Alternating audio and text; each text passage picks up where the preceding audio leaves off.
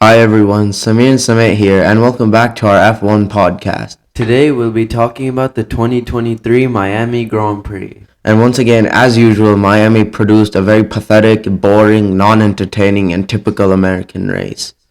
I mean, Formula One coming to America is supposed to be a good thing. The on track racing was definitely a lot better than last year, but just off track, there were so many cringy moments, like celebrities completely faking an interest in Formula One. Like, it was just so bad off track. On track, it was a bit better, but just still, it's the same all talk, no show American race.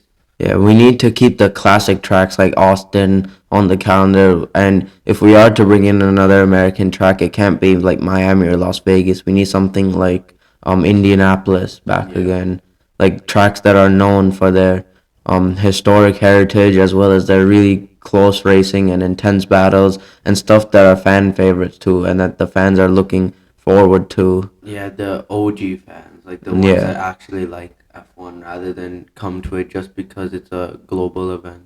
Yeah, that's true. But anyway, now moving on into FP1 of this Miami GP weekend. Obviously, the fans and the drivers were expecting a much better show on track. The track had been resurfaced again, so the drivers were just looking to get to grips again with the new layout. With the new surface. But another thing too about this weekend was the paddock was this time inside the Miami Dolphin That was Stadium. that was really cool. Yeah, rather than actually being on the side of the track, like near on the opposite end of the pit lane, it was actually inside the stadium, which I thought was pretty cool. Yeah, and but it's still connected to the garages, so it was still fine for like Yeah, commuting for the drivers and engineers. But it was another nice thing they added, like the whole the all the like hospitality and stuff at Miami is really good, but yeah. it's just the celebrities how they act. Like sometimes it just It's just the ruins track the is just a mood. boring layout. It's just unnecessarily slow for no reason. Like that whole last sector with the chicane is just pointless. I Yeah. think you could scrap that and just make a very fast left-handed turn into a DRS zone. I think that would be really cool. Yeah. Now, anyway, going on to FP1 now. There were some like new drivers here that had never driven the circuit before. You have the rookies Nick DeFries, Logan Sargent, and Oscar Piastri. Yeah. But then you also have the likes of like Nico Hulkenberg, who wasn't on the grid last year, so he hadn't raced here. And Hulkenberg immediately we saw straight away sent his Haas into a spin at the exit of turn three, and that he hit his wall on that exit curve just after going offline, and with that Yeah. resurfaced track just offline is really dangerous, and so he had to end his session early there, and that was the first red flag of the session and of the weekend. Yeah, but also throughout the paddock, we saw a lot of new helmet designs too. For example, Alex Albon's golf helmet, it was pretty cool. One of my favorites. Logan Sargent's new helmet as well for his home Grand Prix, his first out of three. But I think this one is the closest to home Yeah. because he was born in Florida and this race is in Florida. So it was exciting to see how he was gonna go well around this track. Hmm. And also then we saw Lando Norris with another helmet too, including his beach ball helmet, which I think was really cool. He had a basketball one last year, but I like this one better. If you've seen pictures of it too, he went into detail a lot, including like the warning signs on the helmet and stuff. It was really cool. Yeah, we also saw some cool liveries like Red Bull. They had their Yeah. fan contest to design their car, and so they had like blue and purple stripes around the side of their car while still keeping that iconic red and blue livery. And then we saw the Hasp guys also like sporting cool Yeah. overalls with like palm trees and stuff, and so that was really cool from Haas. Obviously, another of their home race because they're the US based team on the grid. Yeah. And speaking of Haas, we saw after Nico Hulkenberg's accident, we saw Kevin Magnussen also locking up and going straight on at the penultimate corner. And so just showing you again that track wasn't really gripped up in FP1, but the more cars that went over it, the more rubber that got laid down, it soon became more consistent for the drivers. Yeah, but for Alex Albon on the hard tire, he had a scary moment too when coming out of the chicane. It was left-hander. After the left-handed turn, he had to quickly turn right, and that just caught out his car, and he lost the back end. But luckily, he was able to control it and avoid a scary incident. Same with Pierre Gasly too. In one turn, a turn that would later become very iconic for Charles Leclerc. He lost the rear end, but again, he was able to catch it, just using that runoff area to slow the car down and quickly bring it to a slow down, or else that would have been a really big accident at that corner. Yeah, another driver who lost it with their rear end was Nick De Vries at that very slow part you were talking about, that Yeah, last sector. From that DRS zone, the left-hander, and then that long double right-hander. De Vries just completely oversteered and just lost the rear end. And he did well to keep it out of the wall though. But yeah. all the same, he needs to step up. He knows he needs to step up. There were a lot of rumors that maybe he would be dropped mid-season for the likes of Daniel Ricciardo, but Helmut Marko was quick to wash those away. Yeah. Also, a lot of drivers in FP1 were struggling at turn one, especially Sergio Perez too, who we saw lock up and go straight on. But just a lot of drivers, especially on the hard tire, couldn't seem to get the car slowed down in time, and just to get that apex, they had to run wide a lot. So that would become something to try to test out to see how to where the breaking point was, whether how far they could push, because that if you lock up there, that just completely destroys your tires for the rest of the lap. Yeah, and another thing drivers were struggling with was traffic. There was a lot of traffic. Like Yuki Tsunoda was getting some traffic, Yeah, George Russell was getting some. So once again, just traffic being a big issue in yeah, practice. But otherwise, at the end, it was actually a really strong session for Mercedes. George Russell P1 and Lewis Hamilton P2. So Mercedes looked like they would be turning things around after a woeful like a year and a half almost of just them being completely really slow. But except for that win in Sao Paulo last year.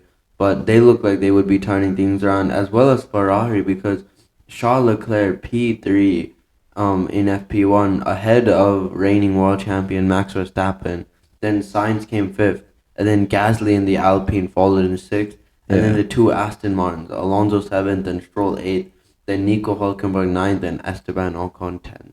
Yeah, but also this was FP1 and everyone is doing different run plans and stuff. So Mercedes obviously weren't the quickest based off pure race pace. So this wasn't really a good benchmark to set to see who which team was going to be the quickest throughout the weekend because of the different run plans that were going on. Yeah. Now going on into FP2, the one of the first crash of the weekend for Charles Leclerc and a sort of miserable weekend for him in that high speed section off of turn starting at turn 4, it goes left and then right and then left again, and in that second left Leclerc completely lost the rear end and he counter steered to avoid it, Yeah, and that just sent him straight on and he couldn't slow the car down in time. Although he did slow down, it wasn't enough, and he just went straight on into the yeah. barrier and completely wrecked his front right tire, and that just showed how still slippery it was. But that would definitely drain Leclerc's confidence. But thankfully, I think it wouldn't do any major damage to his car. Yeah, we also saw one of the Hasses too. I think it was Nico Hulkenberg too at the chicane, It was or it was Kevin Kevin Magnussen. Magnussen at the chicane too. He just came in like a bit too deep and then lost the rear end of his Haas car. He just went sliding through, but luckily just millimeters away from the wall and was able to keep his ass out It was a of good what save. what would have been a really really severe crash based on how fast he was going. And also, I think they reprofiled that section this year, but I Yeah, know. they did. They opened it a lot more so that it would be more flowing rather than last year where it was a really tight section. They opened it a lot this year. But also, did they do you know if they added like tech probe areas to that chicane area? I think they did, yeah, because that was one of the safety hazards from last year. This Yeah. that area of barriers wasn't the same, so it would hurt a lot more if you were to hit that wall compared to some other walls last year. So I think they did change that. Okay, yeah, because last year that section had no barriers. It was just straight the concrete barrier, and we saw Yeah, like signs hit that last year, and it like complete. I think it put a crack in either his chassis or someone else. I think it Yeah. was one of the Alpines last year, but it was a nice save from Kevin Magnussen. But we also saw another driver struggling, but it wasn't with necessarily the car performance. It was more with the car like pieces, because Max Verstappen, he was struggling with his headrest because his Yeah. head kept getting stuck in it. There's a part behind the helmet, but between the Hans device and the back of the headrest, there's a belt that goes through there to secure that to their to the car, and Verstappen's belt that kept getting stuck, so he couldn't like move his head. He couldn't turn his head all the way. Yeah. So that was a big problem for him because he didn't have that range of motion where he could turn his head fully to look at to the apex. And so obviously Yeah. pretty scary and dangerous. So the Red Bull mechanics were quick to get on that and fix that. Yeah, speaking of Red Bull too, the other Red Bull car, Sergio Perez, got a warning for crossing the pit lane and entering it too late. He just made up his mind too late, and he crossed the line that you're not supposed to cross, and he got a warning. If he were to do that in a race, I think, or in qualifying, he might get a grid penalty or Yeah. a time penalty as well. Yeah. And another funny thing we saw in FP2 was that we saw Alonso Yeah, getting blocked by Esteban Ocon, and so Alonso made some snarky remarks on the yeah, radio. It was like, it's okay, the Alpines, it's their moment in free practice. Just Alonso, like, he really doesn't like Alpine anymore. It's not the same team that he won his two world championships with in yeah. the eyes of him. So now he's like gets really frustrated with them whenever they block him, but then he shakes it off. I think he likes Aston Martin a lot better. He's just having fun this year, I think. He knows he has a competitive car. He knows the environment of the team he's in is completely different. He has a teammate in which he respects this Yeah. year and one who's gonna not fight him and rather play the team game as well. Yeah. So it's just a completely different atmosphere for him and he's liking it. Yeah. Um It's really good to see. we also saw George Russell having troubles with traffic too, getting caught out by McLaren at the same spot Charles Leclerc crashed, and so luckily got away with that. But also at the section right before the very long right-hander, before the chicane, George Russell locked up and he went off into that runoff area. So that wasn't good for him. That would have damaged his tires. But it was a much better session as well for Mercedes. I think they kept on improving too as well. And same with all the other cars except Charles Leclerc. Everyone was just learning the track more and trying to get more comfortable with their car. Yeah, that Leclerc's crash would not only like damage his car, but it would also Yeah. limit the time he got to like get used to the track again. Yeah. So overall, pretty disappointing session for Leclerc. But in the end, it wasn't disappointing for Max Verstappen, who finished P1 in his Red Bull 3 tenths ahead of Carlos Sainz, and Leclerc, despite his crash, he stayed third. Then Sergio Perez fourth. Then Alonso fifth in his Aston Martin, just loving life in the top five. Then Lando Norris sixth, a really impressive showing in that McLaren. Then Lewis Hamilton seventh, and then Stroll eighth, Ocon ninth, and Albon 10th in the Williams. Yeah. So now moving on into FP3 then on Saturday and the final chance to get confident with the car before the all important qualifying, which I think would be a very important qualifying session on this track, a track that's very difficult to overtake based on what we saw last year. That could change this year, but just the last moment for the drivers to dial it in before qualifying. And immediately we saw Max Verstappen on the soft compound of tire locked in as usual, as we've seen this season and the last season as well. And he was just gluing his Red Bull to the track and flying with the fastest time of the weekend so far. That And Red Bull double DRS is insane. yeah. And also the Ferraris too were trying to keep up, but Charles Leclerc, after missing out on FP2, was trying to get some track time back as well. So it was just a game of catch up for Charles Leclerc this session. The other Ferrari, Carlos Sainz, we saw him have a moment at that same spot that Yeah. Leclerc did, but Sainz was able to save it. But I bet the Ferrari mechanics winced a little when they saw that. Yeah, we also saw Esteban Ocon to get very close to one of the Hasses and have to pull out really late, or else he would have hit the Haas because the Haas changed direction kind of, and so he I think got a warning for that, but that's just not on a very out of the exit of that particular corner. It's a very fast exit too, and it's also sort of a blind corner because you can't see who's around the wall. So it would be really important for drivers to stay off the racing line, especially at that corner. Yep, and near that we also saw Hulkenberg again have a moment, but then also he had a moment where Leclerc and Sainz had that, but Hulkenberg was also able to save it. So I think we've seen Hulkenberg and Sainz both save oversteer there. So I think Leclerc just got really unlucky. Yeah. And no, both McLarens too had a very interesting session. Lando Norris had a save too at the right at the chicane before the area where Charles Leclerc crashed. Right there, it was a left-handed turn for Norris, who just like then he lost the rear end, but he was able to catch it too as well. And then the other McLaren of Oscar Piastri had a close call with Sergio Perez in the pit lane, and he nearly ran into Perez while Red Bull released their car right into that area, so he got away with that one. Yeah, we also saw we've been seeing a lot more mistakes in Yeah. this FP3 than I think any other before. And it's really strange to see because normally FP3 the drivers are dialed in for qualifying.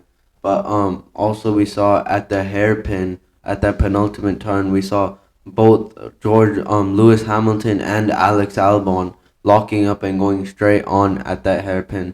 So again, just more mistakes than I think we would have expected for FP3. I think one of the reasons for that is just because there's more soft tire running this session, and also the fact that it would be in the morning, so the track would be a little bit warmer than maybe FP2, and especially in Miami where it gets pretty hot. Yeah. I think that would severely affect the way. I think the tires by the end of the lap would just be screaming in terms of their temperature, so it would be very difficult to slow down the car, and maybe that's why we're seeing a lot of Sector 3 lockups and all of that. Yeah. But in the end, overall, it was another great session for Max Verstappen, who Yeah. topped the timesheet. Leclerc looked like he bounced back well with a P2, but nevertheless, it was still 4 tenths off Max Verstappen. But Perez came third, so Leclerc splitting the two Red Bulls, and then Sainz fifth, so is for Sainz fourth, so is Ferrari 2 and 4. Yeah. Then came the two Alpines, which was a really good session for them. Ocon fifth and Gasly sixth. Then Valtteri Bottas, seventh in the Alfa Romeo, who had been pretty quiet all Yeah. weekend. Seventh for him. And then Hulkenberg, eighth. Albon, ninth in the Williams. And then George Russell, 10th in a pretty disappointing session for Mercedes. Yeah, so now moving on into qualifying then. Immediately what we saw was traffic issues from Lewis Hamilton, who nearly ran into the back of one of the Hasses. I think it was Kevin Magnussen, but immediately he was not happy with that at all because he hit his front right tire on the wall. So he was just telling the team that to check that to make sure nothing happened with his car. And also with Zhou Guanyu, he had a close call with Carlos Sainz at the exit of the corner where last year Pierre Gasly and Lando Norris crashed. It seems that Sainz just cut across Zhou, and he didn't even look in his mirrors to see where Zhou was. But luckily Zhou got away with that one with no damage at all. But he was pretty mad about that. hmm And so then going into the runs, we saw when we looked at the end of Q1 actually, we saw Stroll. He looked like he was going on pretty well, but then we thought he would be a lot higher, like where Alonso was, because Alonso was really high up in the order. He was like in Yeah. the top 10, but Stroll was struggling in at the end of Q1, and so he actually missed out on the flag. He missed out on the Q2 because both Mercedes had really good late runs, and so both Russell and Hamilton. Everyone were able had to- seemed to have really late runs because if you look at Sargent too, he was 14th at one point, and then he dropped down all the way to last, I think it was, because everyone just seemed to improve their time. Yeah, the track improving a lot, Yeah. especially like now with really aggressive runs, the more rubber Yeah. would be laid down, and so just a pretty disappointing session for Stroll. Both Mercedes were after looked like they would be struggling for Yeah. pace at the end of FP3. They managed to get into the both of them into Q2, and then we saw two rookies, Piastri and Sargent, both miss out, as well as Stroll, Sonoda, and Norris. Norris Yeah. was a big surprise for me. I thought he would be able to get out Yeah. of Q1, but to see both McLarens out in Q1 is very shocking. Yeah. Yeah. Also, I was really gutted for Sargent too in his home race Yeah. to finish, not just get out of Q1, but to be last too after looking so promising in the early stages. I think he made a mistake on his last lap or something, if I remember. But that was just not at all what he needed in terms of his confidence booster. Yeah, that's really a shame for him. Yeah, but moving on into FP2, right at the beginning, we saw the Haas and the Aston Martin get really close together, and Fernando Alonso was complaining about the unsafe release from the Haas of Nico Hulkenberg too. So we've been seeing a lot of unsafe releases this weekend, something the FIA has to keep a lookout for. Yeah, we all. I think we all remember Baku, that pit lane incident. Yeah. Pretty scary. We saw another thing like that too. Lando Norris came into the pit lane. I forgot which session it was here.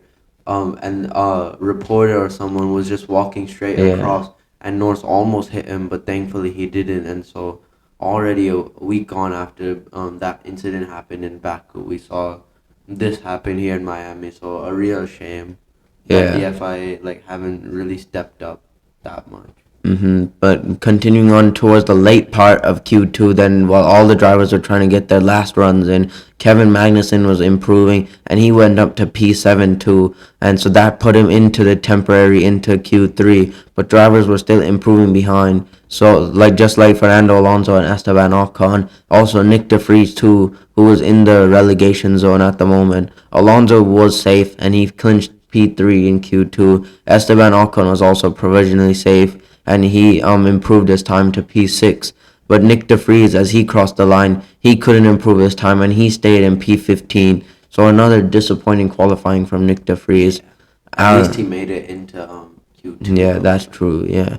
George Russell also went into Q3 temporarily. Pierre Gasly made it through. Pierre Gasly tried to make it through, and he did make it through, and he knocked Alex Albon out. But Lewis Hamilton was also knocked out That was a really big surprise. because George Russell had gone through, but that too barely. He just finished in P10, so Lewis Hamilton finished P13. That was an incredibly disappointing result for Mercedes.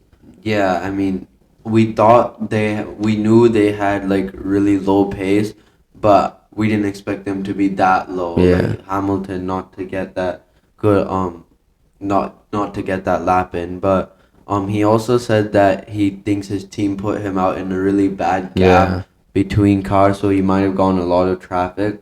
But either way, it was a real big surprise to see Hamilton out in that in that second part of qualifying, and Russell making it through. So Yeah. impressive from Russell, but shame for Hamilton.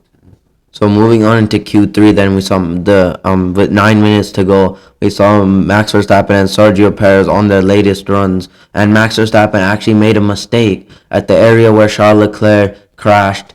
He made a mistake in practice. He made a mistake and he lost the rear end of his car, so that he bailed out for the rest of the lap, so he wouldn't get a lap in. And Sergio Perez, meanwhile, finished the rest of his lap, and it was a good enough lap to put him on provisional pole after the first set of runs. Ocon went to P2, Alonso then clipped P2, and he stayed ahead of George Russell, who couldn't beat the Aston Martin. But Gasly then went up to P3 when he got his run in, so both Alpines 3 and 5 at the moment. That was really good from them. Yeah, Kevin Magnussen, though, surprisingly went P3 as well. So Magnussen out of nowhere pulled a lap.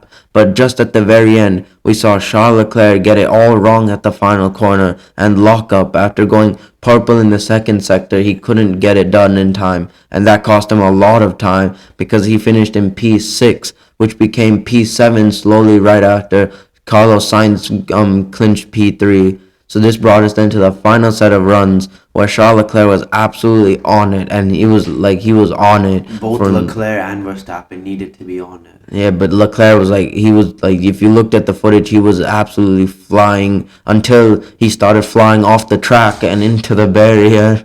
That was he completely lost the rear of his car, and just like in free practice, he couldn't get it slowed down. And Charles Leclerc quickly went from hero to zero and straight into the barrier. And everyone, no one could believe it. I mean, he was quick to get out of the car, but he was not quick enough to get the quali lap in. He was unbelievable. That was at that point it just became fun. It was just humorous at that point to see Leclerc crash there again. well, especially when they panned out, they took a Yeah, helicopter shot of that. You could see his skid marks from the previous day, and you could see the new ones from this crash, and it was just a real shame and unfortunate that Leclerc two crashes in two sessions that weekend, and because of that red that brought flag, out the red flag. Yeah, and because of that, they wouldn't be able to restart the session because there wouldn't be enough time left for the cars to get around. So that left Verstappen and Bottas not able to get a lap in, and left Sergio Perez on pole position in a weekend where if he finished ahead of Verstappen, he could lead the world championship. So a really big pole for Sergio Perez. And in second place, it was Fernando Alonso in the yeah. Aston Martin.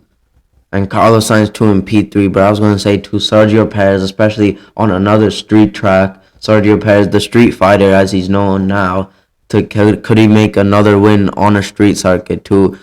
Just because of his driving style, street circuits seem to suit him a lot, and it certainly suited him on this Saturday. But could he get the job done on Sunday? That was a big question because you had Sainz third and then you had Kevin Magnussen Yeah, fourth in the Haas. Really incredible. incredible for him. And Pierre Gasly fifth in his Alpine again, Yeah, showing a another shocking result. pretty good from Gasly. And then George Russell came sixth, Leclerc seventh after a spin, then Esteban Ocon eighth in the Alpine, and then Verstappen ninth and Bottas 10th, who both didn't get a lap in Q3. Yeah. So now moving on into the main Grand Prix where all the celebrities were and everyone there.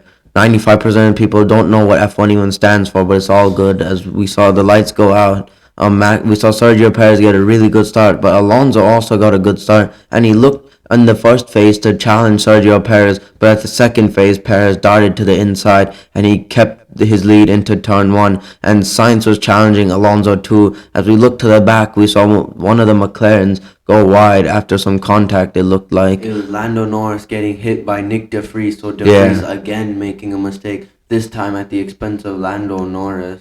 Yeah, and so Sergio Perez then kept his lead towards the S section. It was Perez from Alonso, then Sainz, then Gasly, who moved up into P4 it was, and behind ahead of George Russell, Magnussen had dropped back a bit, and Sainz or Leclerc was now past the Alfa Romeo of Bottas and Ocon, but Verstappen was still holding his place ahead of Alex Albon, and he couldn't seem to get that good of a start. But also on the end of the first lap, we saw Logan Sargent have to come into the pits after front wing damage. This wasn't aired on TV at all. He wasn't aired on TV at all for much of the race anyway, because after this point, he was just a minute behind everyone, and it became like embarrassing almost. But it was because of I saw it was because of some damage with Lance Stroll. I think at the chicane area where he ran into the back of Stroll, so that was where it caused the wing damage. You gotta feel for him at his home race, especially. Yeah, I mean, it's not like anyone knows who he is yet, because not even anyone in the Miami track even knows who the drivers are yet. But on lap 3, then we saw Max Verstappen trying to make his way past Charles Leclerc and Kevin Magnussen. But Leclerc, he got past Magnussen at the final corner, and this is where Verstappen saw his moment, because as Magnussen was repassing Leclerc on the main straight, Verstappen just dived to the inside on the hard compounder tire, But even he though has both that of them were on the mediums. but he has that double DRS Yeah, effect too, which is like Adrian Newey has engineered the aerodynamics of that Red Bull yeah. to where when the DRS is open, the air from underneath the car also helps propel the car forward. Yeah. So the Red Bull has like 30 kph faster than any other car.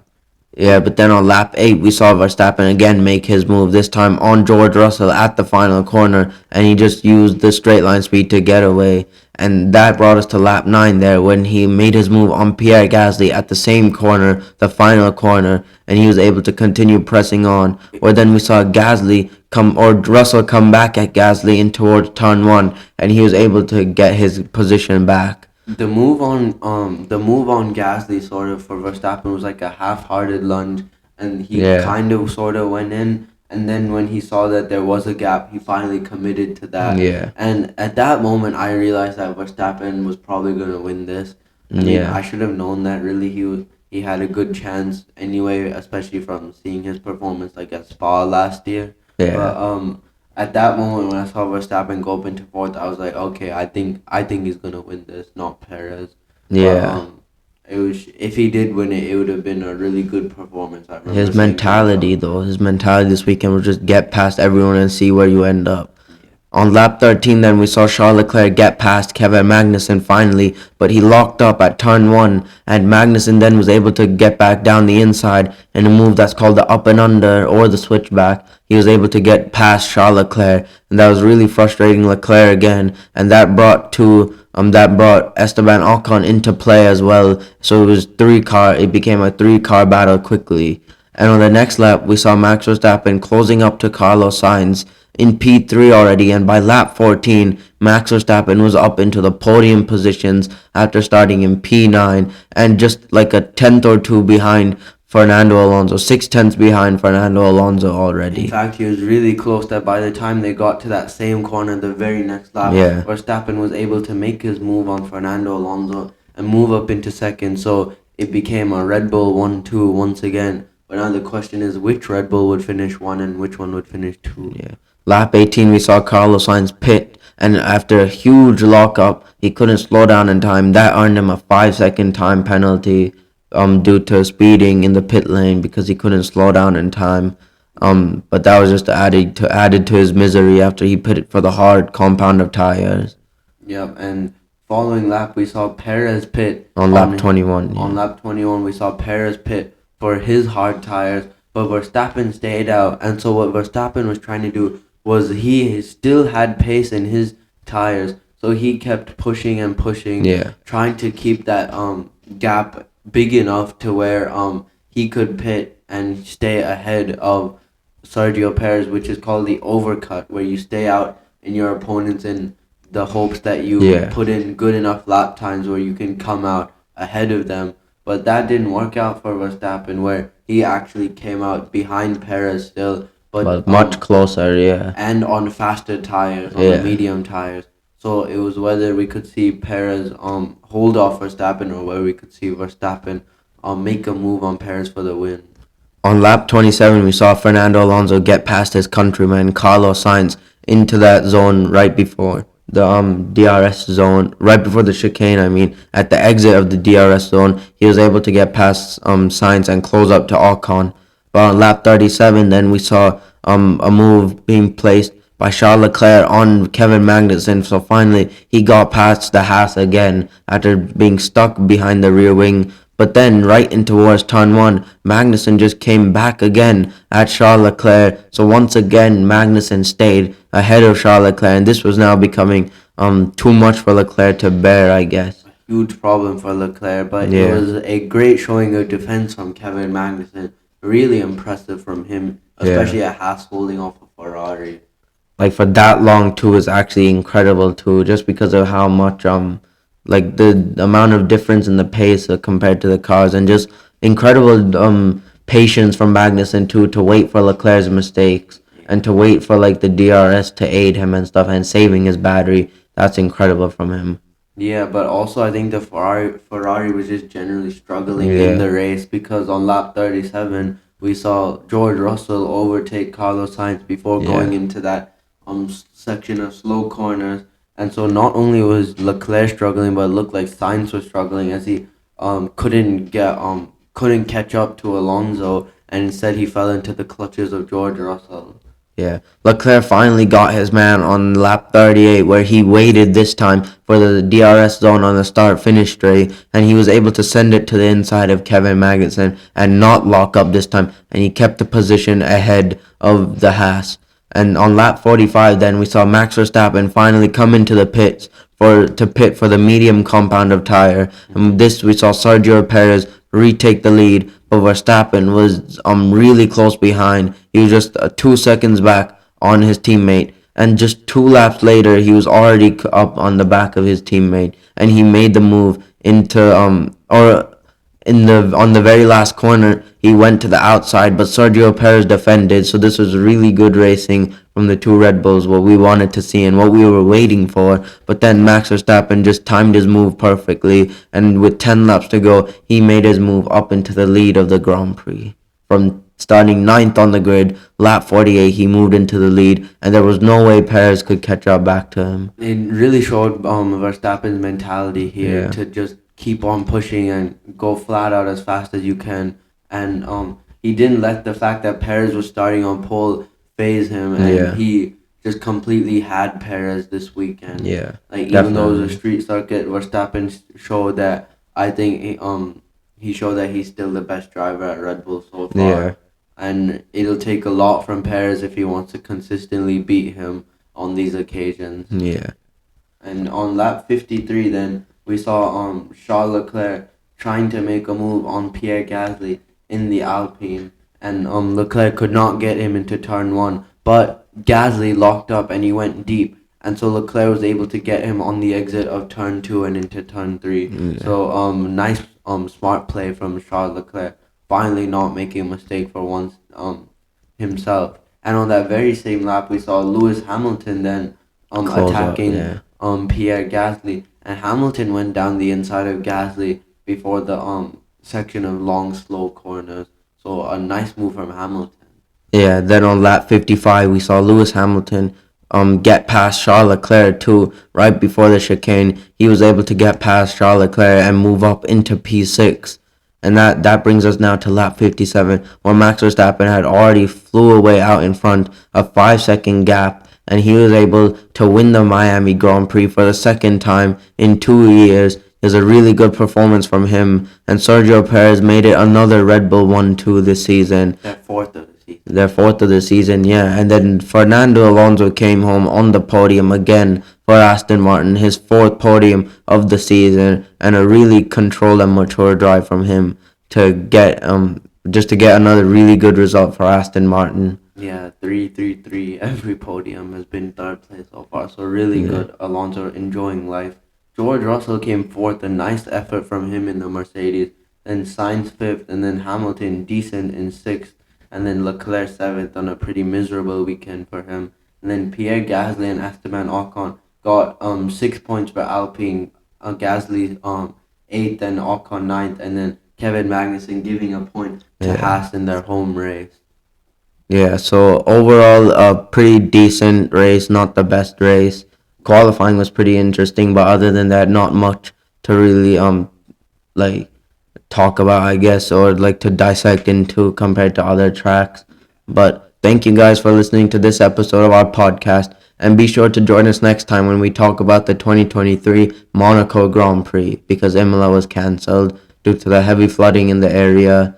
So make sure you guys could try to do everything you can to maybe donate money to help that area around, because I know it's they've been struggling a lot. So it would be nice if everyone could help as much as possible. It's a really unfortunate shame. Yeah. Like especially Alpha Tauri's factory is near that area in the Faenza area. That whole Emilia Romagna region is Yeah.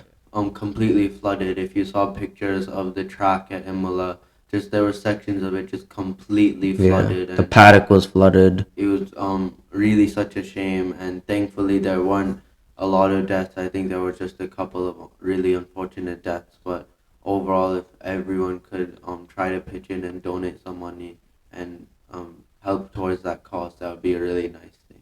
Yeah, but thank you for listening to this episode, and join us next time when we talk about Monaco. Thank you.